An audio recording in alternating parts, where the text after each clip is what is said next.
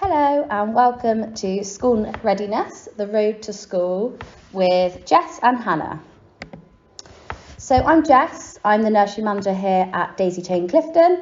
I have a degree in early childhood studies, which has really helped me understand lots about child development and about children transitioning from nursery to school.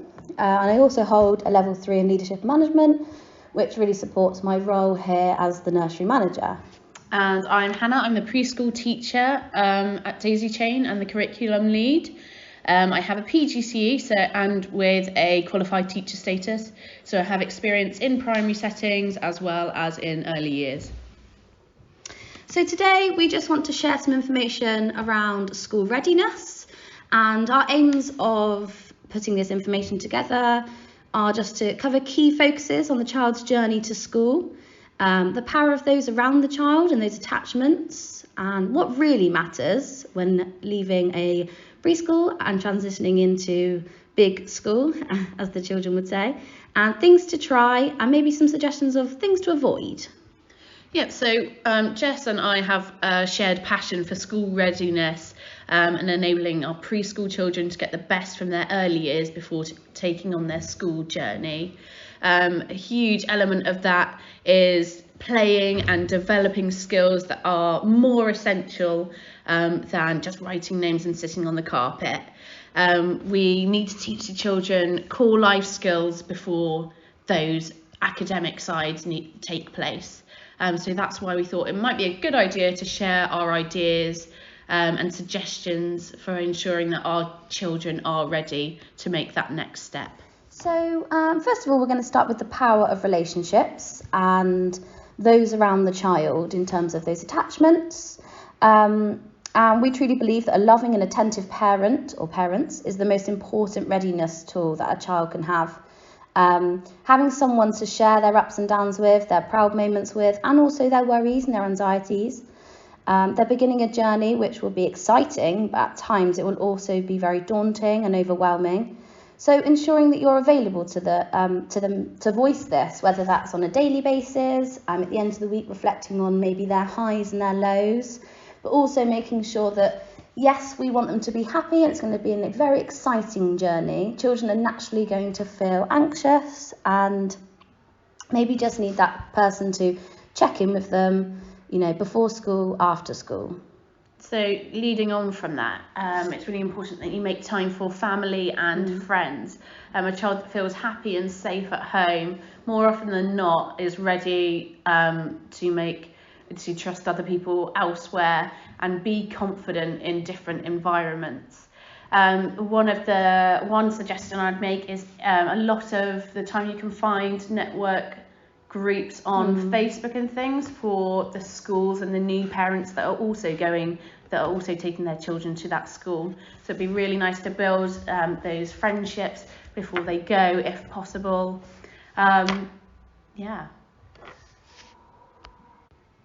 Absolutely. And one of those things we also think is important is modelling how you want them to interact with others.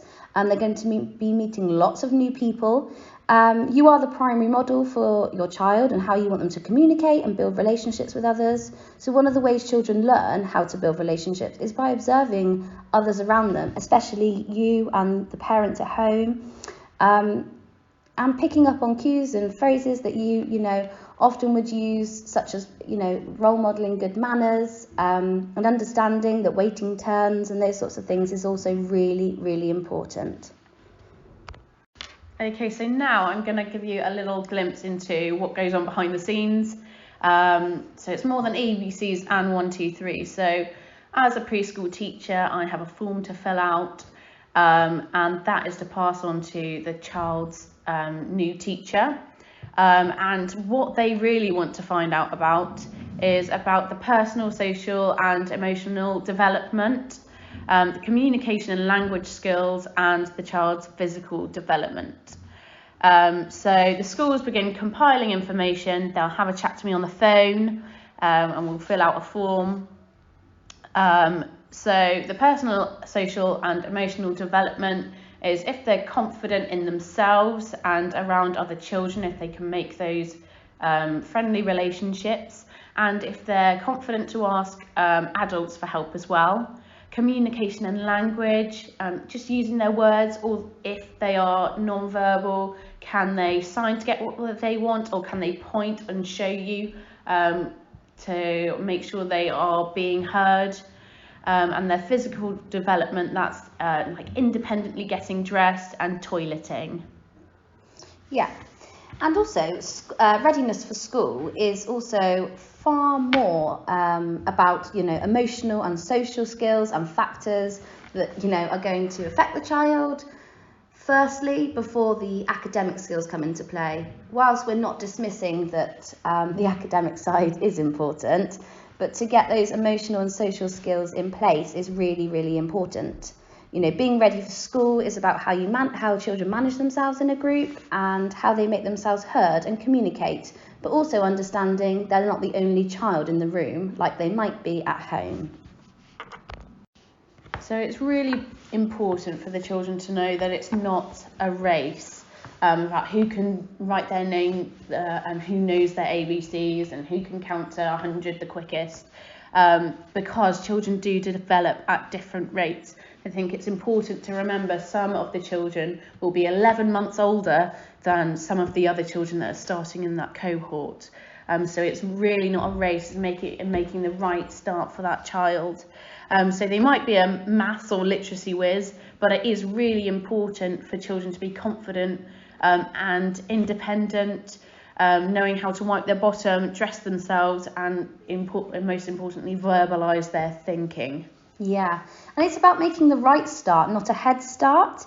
The teacher is there to teach the curriculum, and the reception class acts as a foundation year in which everyone is taught the basics. So it's almost like, next year, year 1 starts, and we're going to give you a practice run in the school grounds. So the reception classroom is still very much explorative and it's very play-based. So they will be using lots of their social skills to create new friendships, using their emotional development to help navigate their environment and challenges they may face, new challenges they may face that they may not have already, come up against before.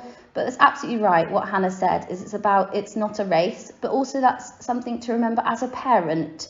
And sometimes it's not helpful to say to another parent, oh, well, my child can write their name now, or they're on this stage of reading. It doesn't matter. And they are all at their own pace and develop in their own ways. Yeah, that's not to say don't encourage it if they are fascinated in that themselves. But I would say do not worry if they don't know their letters and numbers. Just try and encourage them to recognise the ones that will be significant to them, so their names and their age perhaps. And definitely continue to follow their interests and nurture that, because that will lead on for them to be curious in other areas of the curriculum and wider life, and it will lead to much more discoveries. Yeah, I agree.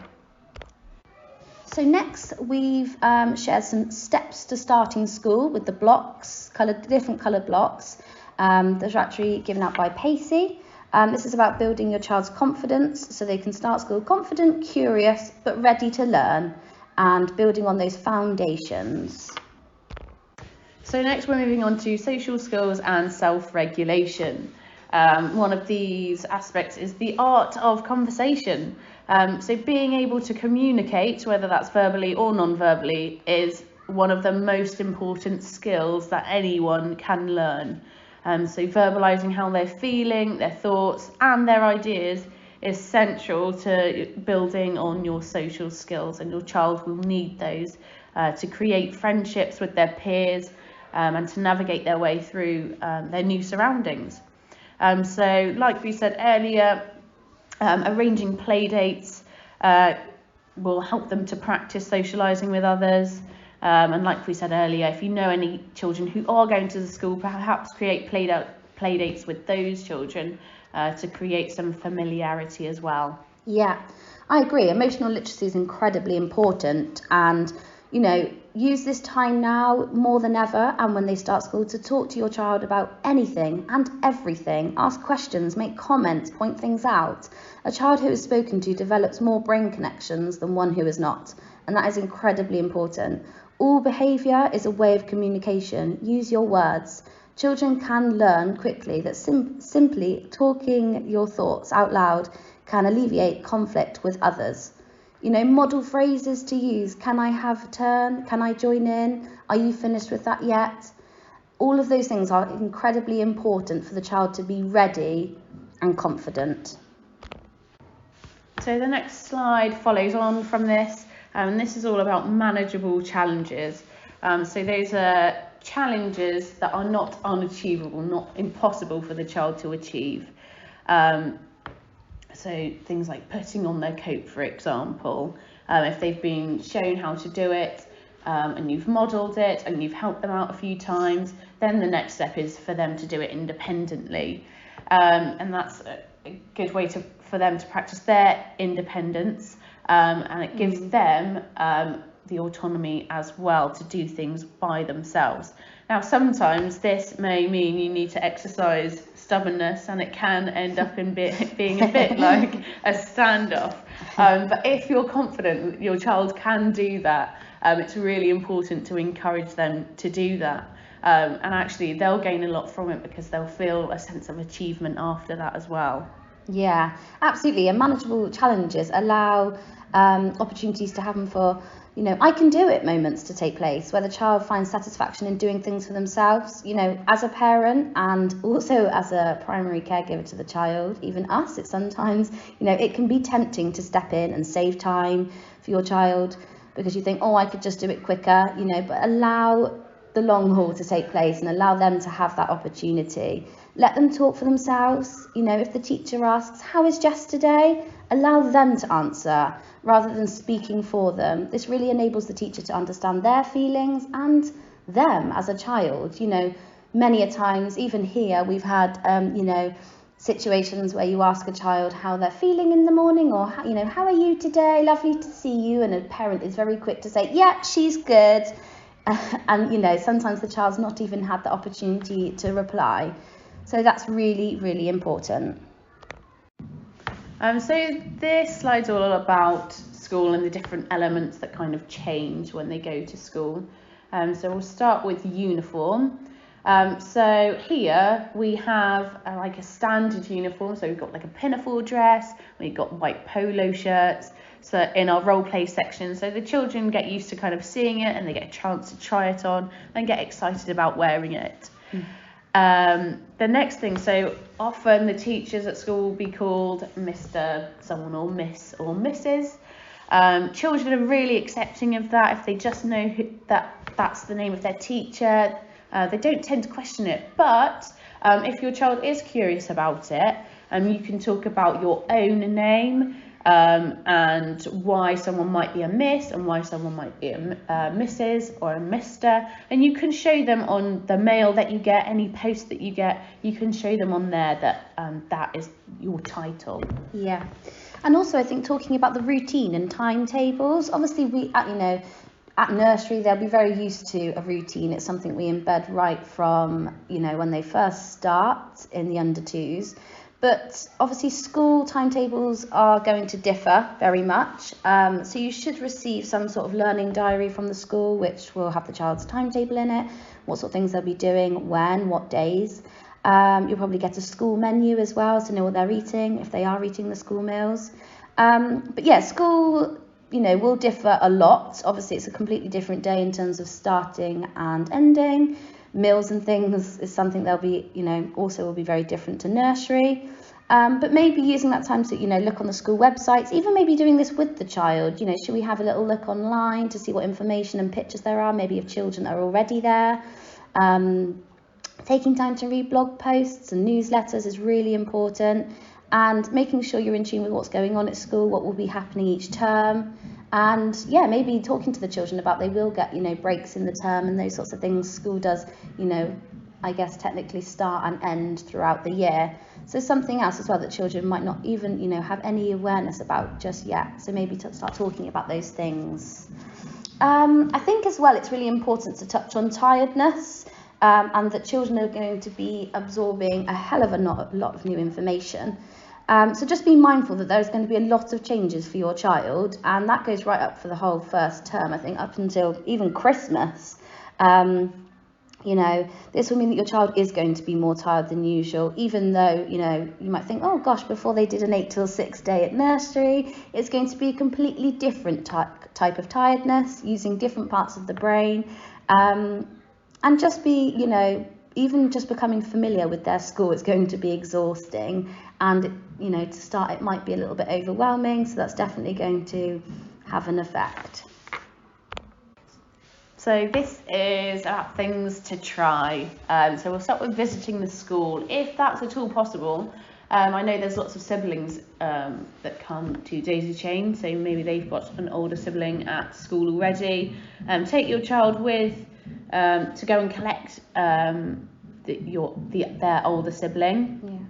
Yeah. If they're doing any summer fetes or fairs, that's a really good time to go and kind of visit the school, because it's normally on the playground, so it's normally in quite an exciting space and an exciting time. So that they're really good opportunities to go ahead and take your child to their new setting. Yeah, I think also in talking about aspects of school that your child will like, you know, there will be playtime, you know, some call it break time, playtime, whatever that might be. Maybe you could find that out. There could be, again, what meals they might be eating, what sort of things they'll be getting up to. Maybe, you know, some schools you can even walk up to the windows of the classrooms, if you can look in the reception classroom and having a look at what resources they might have in there, what colour the chairs are. Those sorts of things are also really key. Another thing to try, some of you may be hesitant to do, is dig out old school photos of yourself. We've all got that classic kind of misty background to school uniform, or with the pose with your hands on your knees. But I think that's a really nice thing for the children to see, that you've done it, and you know, they relate to you so much.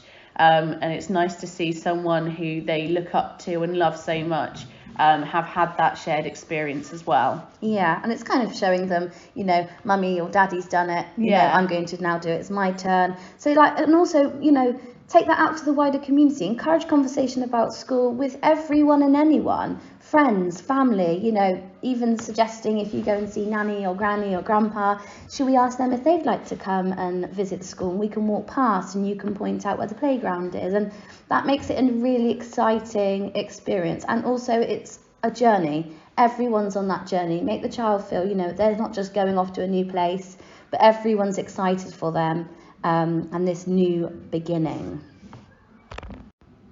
So that comes on to things to avoid.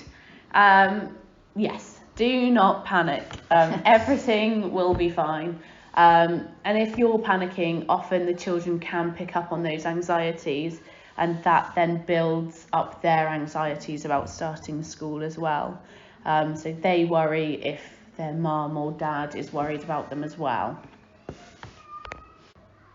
Yeah, I think it's really important also is to avoid negative comments. I know obviously that sounds a bit, oh, well, that wouldn't happen anyway.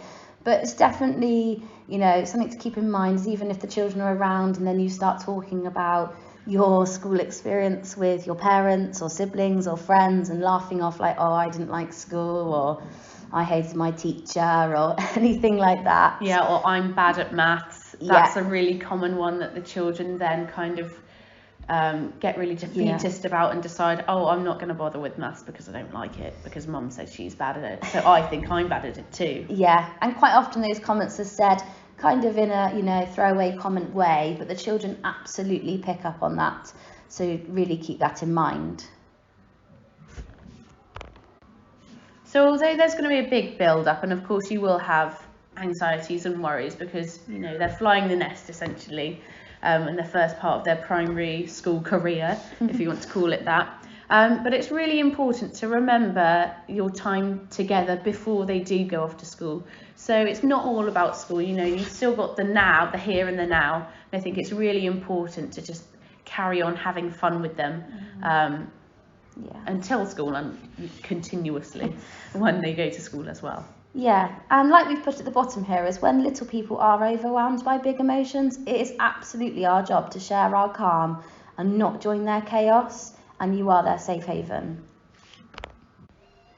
So to conclude our presentation, We've added a few links that we have found that are really good, and have some really good suggestions and activities and all sorts of things like that for you. Yeah, and at the bottom there we've also shared some books. So firstly there's the school readiness books. So it's about developing school readiness, which very much touches on lots of what me and Hannah have said today, but goes into more detail and maybe further detail if you're interested. There's also Ready or Not, Here Comes School. So it's kind of about just preparing your child from kind of now until then, and that really focuses on the social side of things. I've read both of those books and found them very interesting. And then a different type of book is called The Invisible String, which is something that I've always been really, loved to share, is absolutely that going to school can feel, a little bit scary, but it's our duty to ensure that the children feel, that mummy and daddy are still there at the end of the day.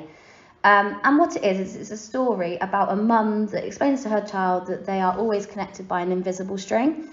So no matter how the child is feeling, you're always, kind of got some children actually from it. Parents have actually drawn a little love heart inside their hand or something on their first day, and if they're feeling overwhelmed or anxious, they can look down at the little love heart on the inside of their hand and remember, mummy's thinking of me, or daddy's thinking of me, or granny, or whoever that is, and I always go home at the end of the day and someone will be there to collect me. Thanks for taking the time to listen to the presentation. We hope you found it really helpful. Yeah, and if you have any further questions about anything, or if there's anything we can help you with, or anything that might be a bit more personal to you or your family, please do not hesitate to contact either Hannah or I, whether that's face-to-face or via an email. And we hope this has been helpful. So thanks for listening.